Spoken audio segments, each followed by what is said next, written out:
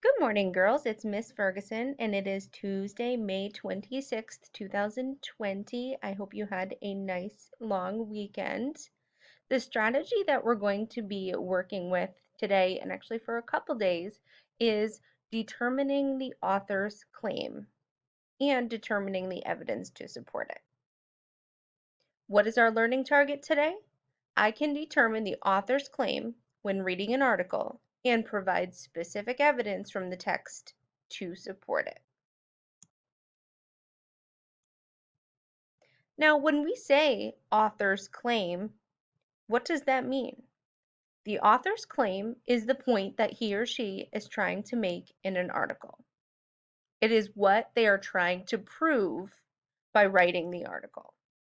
The author makes a claim and provides evidence in the text of the article to support or prove the claim that they are making.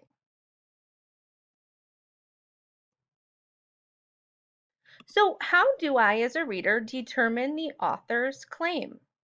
And how do I determine those pieces of evidence that are so crucial to determining the author's claim?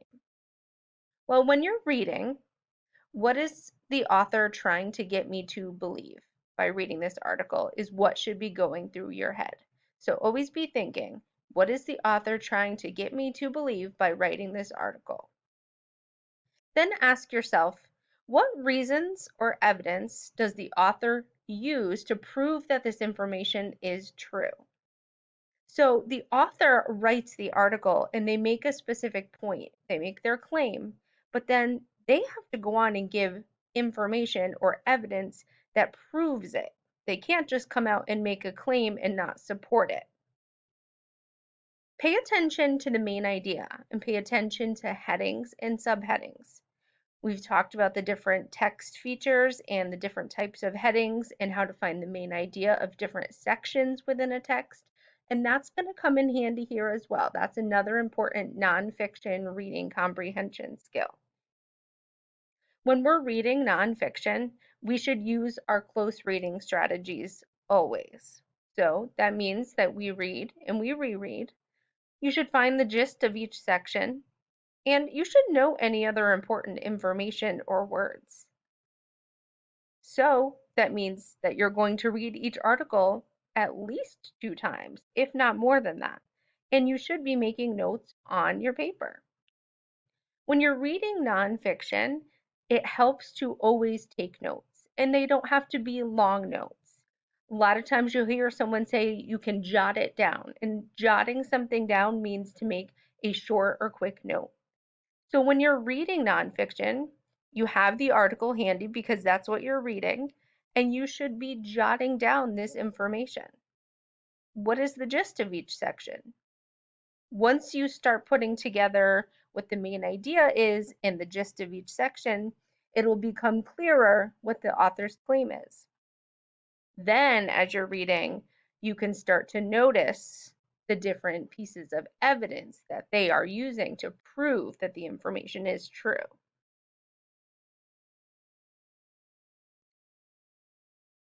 So let's practice this skill today together. And then, of course, you'll be doing some independent practice.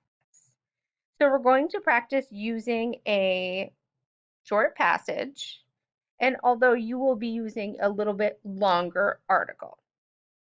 Imagine Benjamin Franklin standing outside in Philadelphia during a lightning storm, just waiting for his kite to get struck. Many Americans believe that Franklin discovered electricity using a silk kite and key. However, this experience could not have happened because he would have died.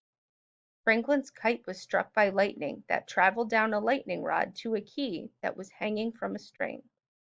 The electrical charge moved to the metal key. When Franklin touched the key, he felt a shock, which proved that electricity existed. If he had actually felt the electricity from the lightning, which can contain up to 100 million volts, the key would be too hot to hold. It would also send an electrical shock through his body, and the shock would have been more than 6 milliamps, which is higher than the amount of milliamps that would be needed to stop his heart. Since the lightning had such high voltage, Franklin could not have actually completed this experiment. It is also possible that people misinterpreted an article from the Pennsylvania Gazette in 1752, where Franklin talked about this experiment, and people believed he had actually performed it. So we read that passage, and now we have to think about what was the author's point here? What were they trying to prove to us? Think about the information here. Think about what the main idea is. You'll notice that it starts off talking about the experiment, but then starts telling us that the experiment could not have happened. And then we find more information throughout the passage that holds that up. So let's take a look at what is our author's claim? Well, the author was trying to prove by writing that paragraph that Benjamin Franklin, many people believed he discovered electricity, but he couldn't have actually done that experiment. So, what is my evidence? Think if you go back to the text and take a look at it, what information did the author give us that would prove this statement, that would prove that many people believe that Benjamin Franklin discovered electricity by completing an experiment with a silk kite and a key? But this experiment is not possible because he would have died. Take a look at the text and think, what information did the author use to specifically prove this point, to support their claim? So what is my evidence? One piece of evidence that supported that claim is that if Franklin had actually felt the electricity from the lightning strike, which could be up to 100 million volts, the key would have been too hot to hold. So that's one piece of information that definitely supports that initial claim. Also, the shock would have been above the amount of milliamps that would stop someone's heart. So those are two details, two pieces of evidence that support that author's claim. So your practice today, you're going to read the article for today in your packet. So it is on Girl Scouts want Park Statue of Women. Make sure you close read, be sure to find the gist and mark up the text for important information. Think about what the author is trying to get you to believe, and think about what details you see that support that claim. Then, log on to News ELA and read the article. It is the same article, it is close reading practice, and there are different activities and assignments. Then, please make sure that you send pictures of your completed work.